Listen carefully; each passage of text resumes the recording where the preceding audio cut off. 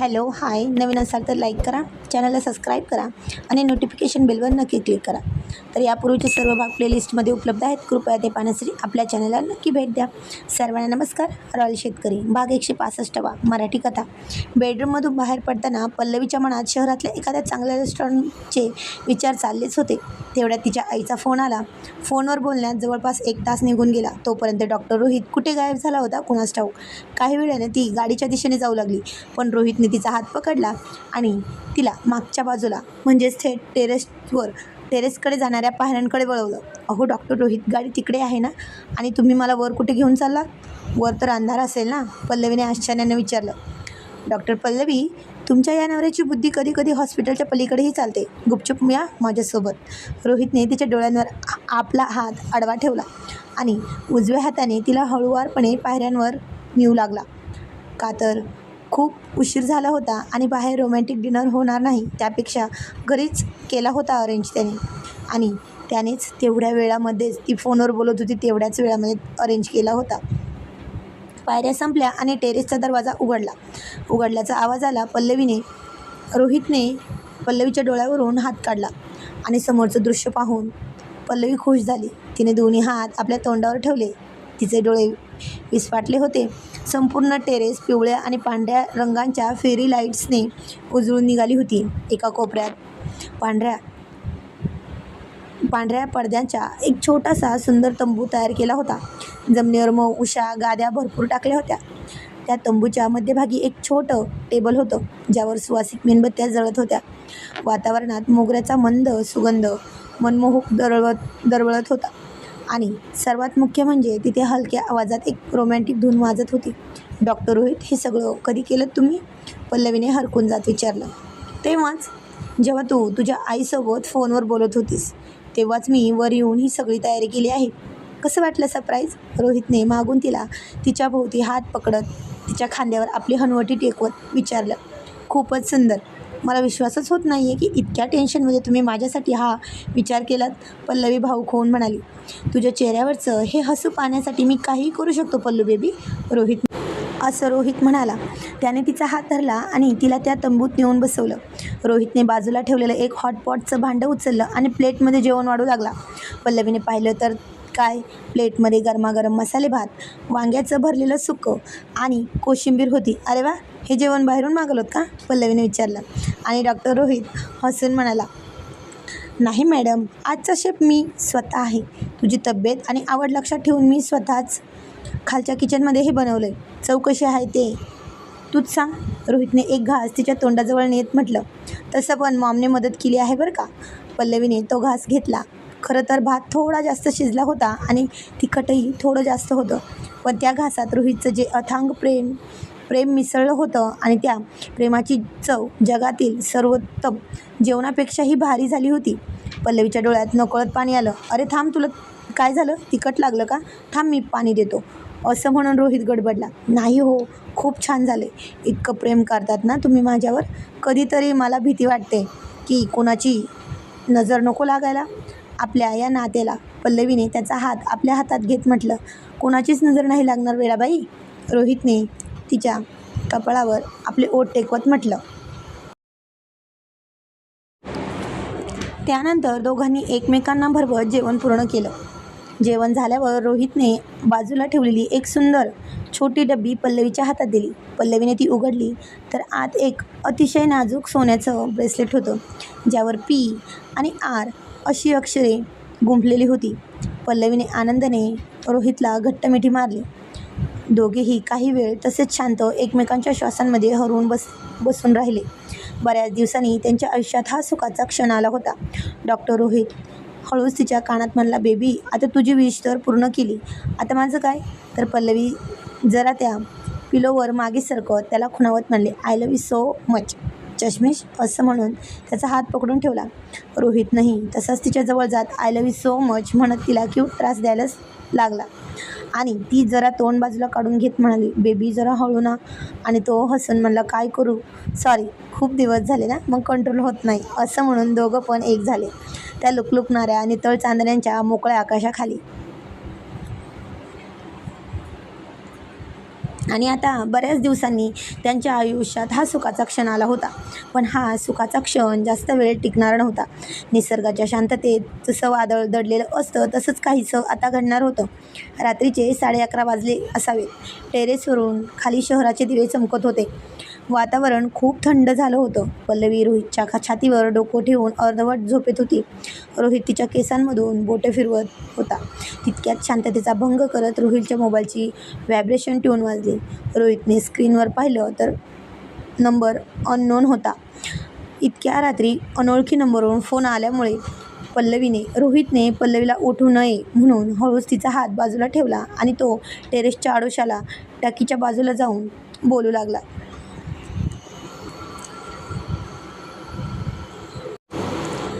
Hello, कोण बोलतोय? रोहितने आवाजात करारी पण आणत विचारलं. समोरून जो आवाज आला तो अतिशय कर्कश होता. तो ऐकून रोहितच्या पायाखालची जमीनच सरकली. तो आवाज एका पुरुषाचा होता, अत्यंत थंड आणि क्रूर. काय डॉक्टर साहेब, पत्नीसोबत खूप रोमॅन्टिक डिनर चालू आहे वाटतं टेरेसवर. फेरी लाईट्स खूप छान चमकतायत वर. रोहित एकदम दचकलाच. त्याने तातडीने टेरेसवरून खाली रस्त्याकडे आणि आजूबाजूच्या बंगल्यांकडे पाहिलं. याचा अर्थ कोणीतरी आपल्यावर पाळत ठेवून होतं.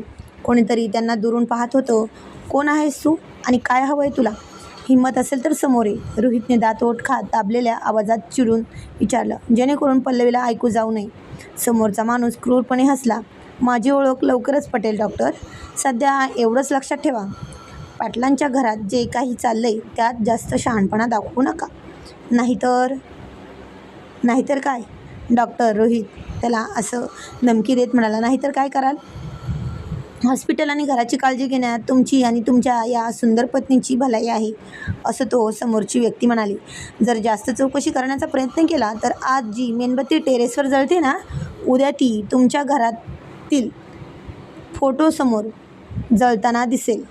शट अप, तू पाटलांना ओळखत नाहीस. रोहित काही बोलणार इतक्यात समोरून फोन कट झाला. रोहितचा श्वास वेगाने चालू होता. त्याच्या कपाळावर घामाचे थेंब जमा झाले होते. हा कोण साधा ब्लॅकमेलर नव्हता. हा पाटलांच्या घराविरुद्ध आणि कदाचित त्याच्या हॉस्पिटलविरुद्ध खूप मोठं कारस्थान रचणारा कोणतरी अंतर्गत शत्रू होता. रोहितने स्वतःला सावरलं आणि मोबाईल खिशात टाकला. तो मागे फिरला तर समोर पल्लवी उभी होती. तिच्या चेहऱ्यावर काळजी आणि संशयाचे भाव होते. तिने हाताची घडी घालून शांतपणे विचारलं. ती कधी उठून त्याच्या मागे आली हे रोहितलाच कळलं नव्हतं. डॉक्टर रोहित, कुणाचा फोन होता आणि तुम्ही इतके घाबरलेले का दिसताय? काय झाले? पल्लवीने त्याचा हात धरत विचारलं. रोहितच्या मनात विचारांचे काहूर माजले होते. जर त्याने पल्लवीला आता सांगितले तर ती प्रचंड ताणाखाली येईल. पाटलांची घरची परिस्थिती आधीच नाजूक आहे. पल्लवीला या सगळ्या धोक्यापासून दूर ठेवणं आता गरजेचं वाटलं होतं. तो खोटं हसला. तिचा चेहरा आपल्या हातात घेत म्हणाला, काही नाही गं पल्लू, हॉस्पिटलमधून एका पेशंटच्या नातेवाईकाचा फोन होता. केस थोडी क्रिटिकल आहे, त्यामुळे डॉक्टरांशी कसं बोलायचं हे कळलं नव्हतं त्याला. मी सांभाळून घेतलंय, तू काळजी करू नकोस, असं म्हणून तिला मिठीत घेतलं. पल्लवीने रोहितच्या डोळ्यात पाहिलं. तिला जाणवलं होतं की काहीतरी रोहित लपवतोय म्हणून. पण आता तिला लागलेली काळजी खरी होती की खोटी हे तिलाही माहिती नव्हतं. त्याच्या डोळ्यातली भीती तिने ओळखली होती, कारण ती एक डॉक्टर असण्यासोबतच त्याची पत्नीही होती. तिने जास्त ताण न देता फक्त होकारार्थी मान डोलवली. ठीक आहे, खूप रात्र झाली, खाली जाऊया, पल्लवी म्हणाली. हो चल. रोहितने वर पाहिलं. त्या लुकलुकणाऱ्या लाईट्स आता त्याला एका वेगळ्याच धोक्याची जाणीव करून देत होत्या. दोघे खाली बेडरूममध्ये आले. पल्लवी झोपण्याचा प्रयत्न करत होती, पण तिचं लक्ष रोहितकडे होतं. रोहित खिडकीपाशी उभा राहून अंधारात पाहत होता. त्याचा हात सातत्याने त्याच्या खिशातल्या फोनवर जात होता. रोहित माझ्यापासून काय लपवतोय? पाटलांच्या घरावर कोणतं नवं संकट आलंय की काय? आणि तो फोन नक्की कोणाचा होता? हे प्रश्न पल्लवीला झोप येऊ देत नव्हते. तर दुसरीकडे रोहित मनातल्या मनात एकच निश्चय करत होता, काहीही झालं तरी मी पल्लवीच्या केसालाही धक्का लागू देणार नाही. हा खेळ कुणीही सुरू केला असला तरी मीच संपवणार आहे, मात्र पल्लवीला यापासून खूप दूर ठेवणार, असं तो मनात विचार करतच होता. टेरेसवरच्या त्या रोमॅन्टिक रात्रीनंतर डॉक्टर रोहित आणि पल्लवी या दोघांच्याही मनात एक सुप्त अस्वस्थता घर करून राहिली होती. रोहित पल्लवीला त्या धमकीच्या फोनवरून दूर ठेवू पाहत होता, तर पल्लवी रोहितच्या चेहऱ्यावरची ती लपलेली भीती ओळखण्याचा प्रयत्न करत होती. दुसऱ्या दिवशी सकाळी रोहित नेहमीप्रमाणे हॉस्पिटलमध्ये जाण्यासाठी तयार झाला. पल्लवी तयार न झालेली पाहून तो तिला जवळ ओढून घेत म्हणाला, बेबी, आवरलं नाहीस का तू? तर ती त्याच्या गळ्यात हात टाकून म्हणाली, बेबी मी थकले आहे रात्री, असं म्हणून त्याच्या गळ्यात हात टाकून त्याला चिटकत म्हणाली, मी नाही आले तर नाही जमणार का? खूप दमवलं तुम्ही, मग आराम पण हवा आहे मला. तर तो तिच्या गालावर हलके चोट टेकत म्हणाला, बेबी तू अशी समोर आली की माझं पण मन होत नाही जायचं, नको जायला, असं म्हणून तिला घेऊन बेडवर धपकन पडला. तर ती त्याच्या छातीवर डोकं ठेवून म्हणाली, नाही तुम्ही जा, मी येते, टिफिन घेऊन दुपारी जा, असं म्हणून खाली गेली नाश्ता बनवायला. नेहमीप्रमाणेच हॉस्पिटलमध्ये जाण्यासाठी तयार झाला होता डॉक्टर रोहित. पल्लवीने त्याला नाश्ता वाढला, पण आज दोघांमध्ये नेहमीसारखी खट्याळ खेचाखेची नव्हती. डिनर टेबलवर डॉक्टर रोहित आज हॉस्पिटलमध्ये पोहोचल्यावर मला नक्की फोन करा. आणि रात्रीची ती केस हाताळली का तुम्ही? पल्लवीने काळजीने विचारलं. डॉक्टर रोहितने खोटं हसत तिचा हात थोपटला. हो पल्लू, सगळं ठीक आहे, तू अजिबात काळजी करू नकोस. रोहित गाडी घेऊन हॉस्पिटलच्या दिशेने निघाला. हॉस्पिटलमध्ये पोहोचताच तो थेट आपल्या केबिनमध्ये गेला. दरवाजा आतून लॉक केला आणि रात्री ज्या नंबरवरून फोन आला होता तो नंबर ट्रॅक करण्यासाठी आपल्या सायबर सेलच्या मित्राला पाठवला.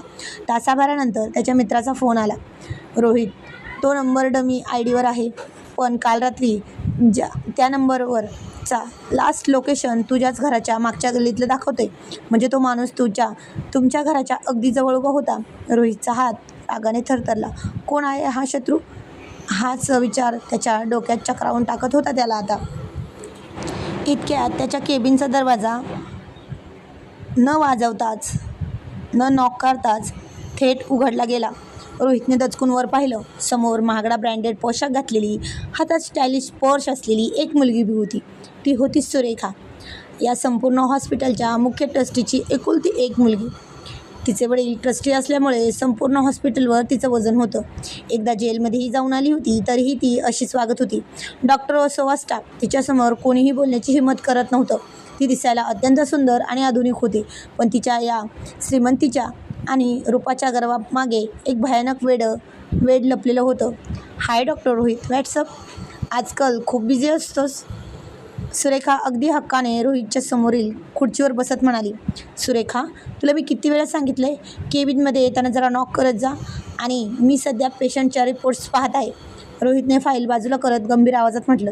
सुरेखा मिश्किलपणे हसली. ती उठली आणि रोहितच्या टेबलजवळ येत म्हणाली, कमॉन डॉक्टर रोहित, माझ्या वडिलांचं हॉस्पिटल आहे हे. मला इथे येण्यासाठी कोणाच्या परवानगीची किंवा कशाचीही गरज नाही, अगदी तुझीही नाही. आणि काय रे, चेहऱ्यावर खूप टेन्शन दिसतंय. रात्री नीट झोप झाली नाही का? की मॅडमसोबत काही वाद झाला तुझा? तसं तर पल्लवी खूप समजूतदार आहे, पण कधीकधी काही गोष्टी आपल्या हातात नसतात नाही का? सुरेखाच्या या वाक्यात एक वेगळाच टोन होता. रोहितने रोखून तिच्याकडे पाहिलं. तुला कसं माहीत पल्लवीसोबत काही नाही? म्हणजे तुझ्या चेहऱ्यावर वाटलं रे, म्हणून विचारलं. बाय द वे, स्वतःची काळजी घे. सुरेखाने एक कटू हसू दिलं आणि ती केबिनच्या बाहेर पडली. केबिनच्या बाहेर पडताच सुरेखाच्या चेहऱ्यावरचे भाव पूर्णपणे बदलले. तिच्या डोळ्यात आता अथांग द्वेष आणि सुडाची भावना चमकत होती. ती हॉस्पिटलच्या एका VIP आणि शांत कॉरिडॉरमध्ये गेली. तिथे खिशातून एक दुसराच मोबाईल काढला. हा तोच मोबाईल होता ज्यावर काल रात्री रोहितला धमकीचा कॉल आला होता. सुरेखाने तो फोन लावला आणि समोरच्या हस्तकाला म्हणाली, छान. रोहितला काय वाटलं, सगळं पाटलांचं दुश्मनांनी काम केलं आहे. त्या पल्लवीला वाटलं की ती रोहितच्या आयुष्यात येऊन खूप सुखी राहील. आता मी बघते तिचं सुख कसं टिकतं ते. रोहित फक्त आणि फक्त माझा आहे. होय, हे सगळं कारस्थान या ट्रस्टीच्या मुलीचंच होतं. काही वर्षांपूर्वी जेव्हा पल्लवी रोहितच्या आयुष्यात आली नव्हती, तेव्हा सुरेखा रोहितवर वेड्यासारखं एकतर्फी प्रेम करायची. ती ट्रस्टीची मुलगी असल्यामुळे तिला वाटायचं की रोहित एका पायावर तिच्याशी लग्न करायला होकार देईल. तिने मोठ्या थाटात रोहितला प्रपोज केलं होतं, पण रोहितने अत्यंत सभ्यपणे आणि आदराने तिला नकार दिला होता. सुरेखा, तू ट्रस्टीची मुलगी आहेस, एक चांगली मैत्रीण आहेस, पण माझ्या मनात तुझ्याबद्दल प्रेमाची भावना नाही आणि आपण फक्त कलिग्स म्हणून राहू शकतो. सुरेखासारख्या श्रीमंत आणि घमंडी मुलीसाठी हा तिचा सर्वात मोठा अपमान होता. तिच्या मनातल्या एकतर्फी प्रेमाची जागा आता एका भयंकर ईर्ष्येने घेतली होती. जेव्हा रोहितने पल्लवीशी लग्न केलं तेव्हा सुरेखाचा जळफळाट अनावर झाला होता. ती तेव्हापासूनच या दोघांमध्ये फूट पाडण्याची संधी शोधत होती. दुसरा प्रहार करण्यासाठी सुरेखाने आज एक नवाच डाव आखला होता. तर दुसरीकडे दुपारी पल्लवीला घरात करमेनासं झालं होतं. तसंही ती टिफिन घेऊन येणारच होती. रोहितचं वागणं तिला सतत अस्वस्थ करत होतं. तिने विचार केला की ती स्वतः हॉस्पिटलमध्ये जाऊन रोहितला सरप्राईज लंच बॉक्स द्यावा म्हणून. पल्लवी डब्बा घेऊन हॉस्पिटलमध्ये पोहोचली. ती रोहितच्या केबिनकडे जात असताना तिला सुरेखा एका बाजूला फोनवर दबलेल्या आवाजात बोलताना दिसली. पल्लवी तिथेच एका पिलरच्या मागे थांबली आणि ऐकू लागली. अरे मूर्खा, रोहितला फक्त घाबरवायचं आहे. पल्लवीला काही व्हायला नको. अजून योग्य वेळ आली की मी स्वतः त्या पल्लवीला रोहितच्या आयुष्यातून बाजूला करेन, सुरेखा फोनवर कुजबुजत म्हणाली आणि फोन तिने खिशात ठेवला. पल्लवीच्या पायाखालची जमीनच सरकली. सुरेखा, हे सगळं सुरेखा करते. पल्लवीला आता धक्काच बसला होता. पण सुरेखा तिथेच थांबली नाही. ती रोहितच्या केबिनच्या बंद दरवाजाकडे पाहत स्वतःशीच वेड्यासारखी पुटपुटली. तब्बल 2 वर्ष झाली डॉक्टर रोहित तुझ्या लग्नाला, पण अजूनही त्या पल्लवीने तुला बाप होण्याचं सुख दिलं नाही. काय कमी होती रे माझ्यामध्ये? माझ्या त्या श्रीमंतीला, माझ्या रूपाला आणि माझ्या प्रेमाला तू इतक्या सहज झिडकारलंस. जर तू माझ्याशी लग्न केलंच असतं ना डॉक्टर रोहित, तर मी तुला कधीच बाप होण्याचं सुख लगेच दिलं असतं. तुझ्या कुळाचा दिवा माझ्या पोटी जन्माला आला असता. पण तू त्या वांजोट्या पल्लवीच्या मागे लागलास, ज्याच्यामुळे आजही तुझं घर पाळण्याविना सुनं आहे. सुरेखाचे हे विषारी शब्द थेट पल्लवीच्या आता काळजाला आरपार छेदून गेले. तिच्या हातातला लंच बॉक्स खाली पडता पडता वाचला. तिचे पाय लटपटू लागले. डोळे अश्रूंनी डबडबले. लग्नाला 2 वर्षे होऊनही अजूनही अपत्य न होणं हे दुःख पल्लवीच्या मनात आधीच कुठेतरी खोलवर होतं आणि आज त्याच दुःखावर सुरेखाने इतक्या अमानुषपणे मीठ चोळलं होतं. मी रोहितला बाप होण्याचं सुख देऊ शकले नाही. मी त्याच्या आयुष्यात अपूर्ण आहे. या एकाच विचाराने पल्लवीच्या मनाचा ताबा घेतला. ती ज्या हिमतीने सुरेखाचा सामना करायला निघाली होती, ती हिंमत पार कोलमडून पडली. तिला आता तिथे एकही क्षण थांबणं असह्य झालं. कोणालाही न सांगता ती धावपळ करत हॉस्पिटलच्या मागच्या दरवाजातून बाहेर पडली आणि रस्त्याने वेड्यासारखी चालू लागली. तर आजचा भाग कसा वाटला ते कमेंटमध्ये नक्की सांगायचं आहे. तर काय होईल पुढे हे जाणून घेणं खूप इंटरेस्टिंग ठरणार आहे. तर जाणून घेऊया पुढील कहाणी पुढील भागामध्ये. तोपर्यंत धन्यवाद आणि थँक्यू फॉर वॉचिंग. कमेंटमध्ये नक्की सांगा आजचा भाग कसा वाटला.